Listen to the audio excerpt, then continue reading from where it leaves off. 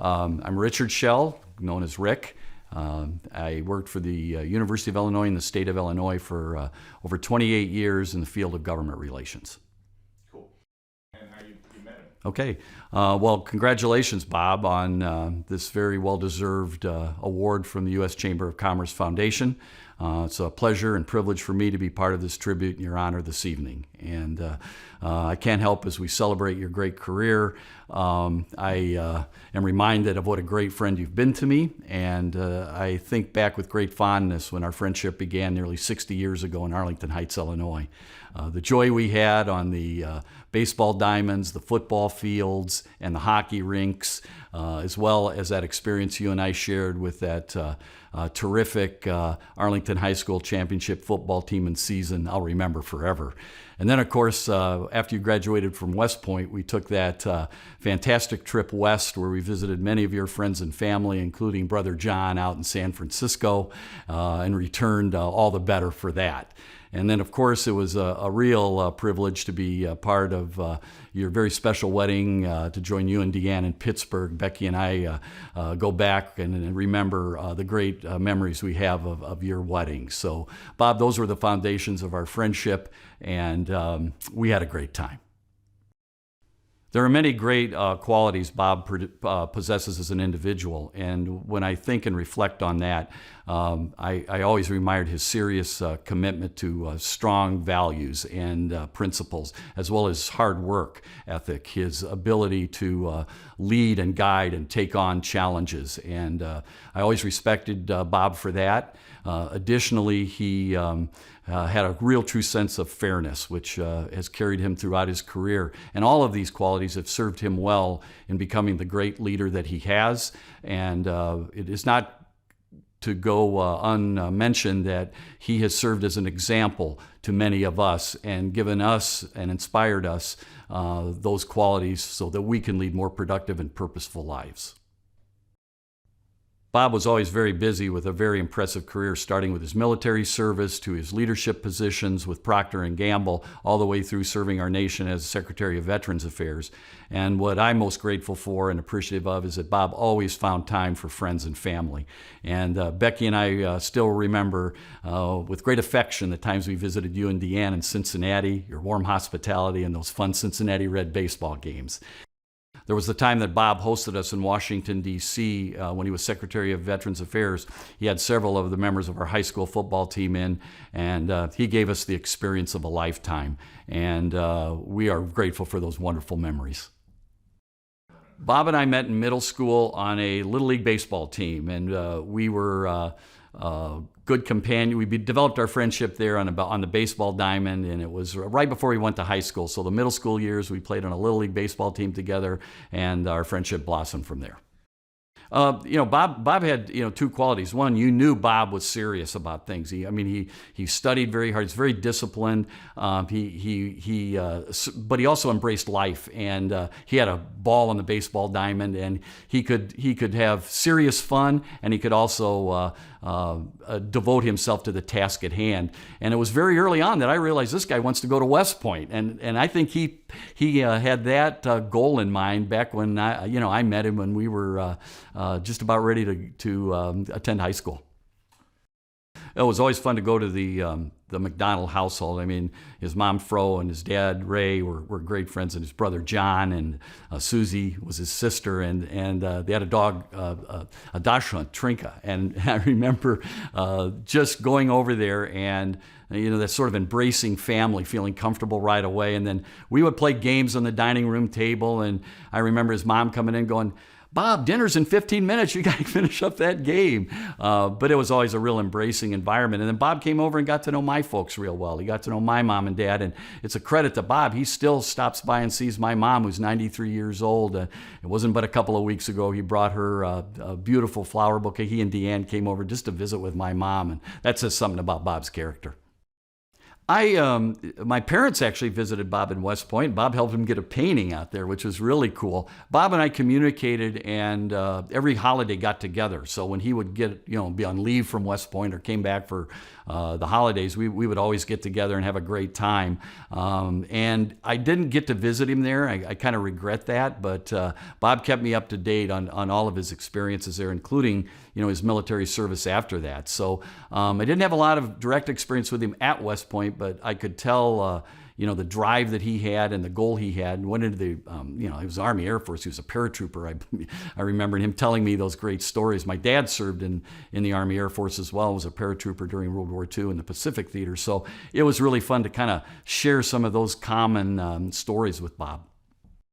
I know he spent a few years of military service as second lieutenant, I believe, and then, of course, decided, and it was probably a defining moment. And I don't know all the reasons why, because I know his strong commitment to the military and his affection for the academy, but at that time he made a career choice to move to Procter & Gamble. So it was sort of after his military service that he joined Procter & Gamble, and then his career there took off and took him around the world. And again, always, I remember the holiday cards from Bob coming from the Philippines, Japan, Belgium. It was always really exciting to get that annual note from Bob. And again, when he was back in the States, he always made an effort to get together, which was I was very grateful and appreciative of. Well, I think he was well liked by his peers, yes, and I think the leadership quality was coupled with what I mentioned earlier about Bob's sense of fairness. I think people respected Bob because he was fair.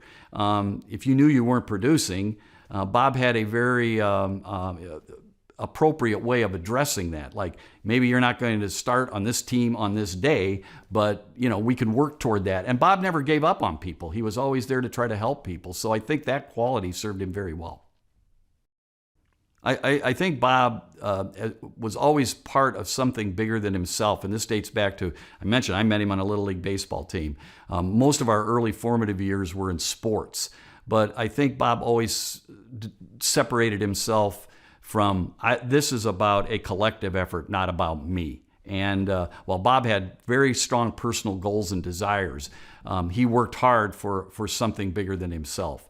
And I think as he even grew on in his career, you could see that Bob was always committed to a principle of doing something right, even if it personally wasn't something he maybe didn't agree, his internal compass maybe didn't agree with. He said, no, I've got to step forward and do this for the better of all. And I think that quality only increased over the years. And it's that ability to have drive and ethic and work, and at the same time care for those around you, make sure that he was able to exploit their best qualities, and I think that defines his leadership. I think Bob's service to the military in particular, and I never served, but what it did to me is it educated me about the importance of those that do, as we often say, make the ultimate sacrifice for our nation. And I think what I've developed a better appreciation for over the years of knowing Bob is how important it is that we pay tribute, recognize, and show genuine appreciation to our veterans, because not only do they make a sacrifice, they enable us to have the quality of life that we have in this nation. And that's never that should never go unmentioned. And I think Bob has reminded me through his work and through his service to veterans of that very important notion. Never forget that. I remember when Bob was at West Point, and we were chatting once. It might even have been on that trip to the West Coast, but I knew that there was something going on, and Bob had met somebody who was really, really special. And of course, I didn't know who that was at the time, and it turned out to be Deanne, who I actually got to meet right before their wonderful wedding in Pittsburgh. And the way he described her was boy, I've got to meet this woman too. And you know what? I knew Bob was in love the minute he told me that story. And I'd never seen that part of him before, but Bob was deeply in love at the time. And again, it was great for me to be part of their wedding. What's great after the wedding, Bob was overseas for many years, so we didn't really get to see Bob and Deanne a lot, and yet we communicated mostly by holiday cards. And Becky used to say, I can tell Deanne had her hand in this one because you could see the just from the prose, and then of course there was Bob's message too, and we valued those a lot. But we had a chance to spend time with them recently in Cincinnati, as I mentioned, and it was just really wonderful. The great time we had at their home, the hospitality they provided. Bob introduced me to some fantastic Bordeaux wine there that he had brought back from Europe. But being with Bob and Deanne, and for Becky, it was real special too. And I think it was as busy as both of those two were. It was time away that they could give, and you realize the two of them really enjoyed the time together for themselves, not having to be, quote, on duty.